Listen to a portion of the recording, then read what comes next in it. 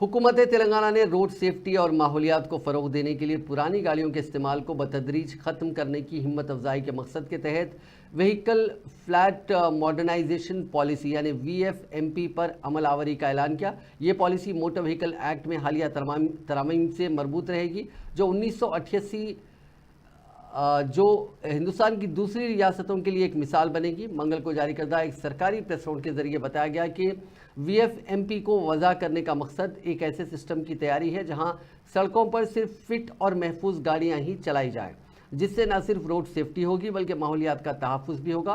Press note में बताया गया कि इस नई पॉलिसी पर अमल आवरी के जरिए आलूदगी में भी कमी की जा सकती है और रोड सेफ्टी में इजाफा हो सकता है।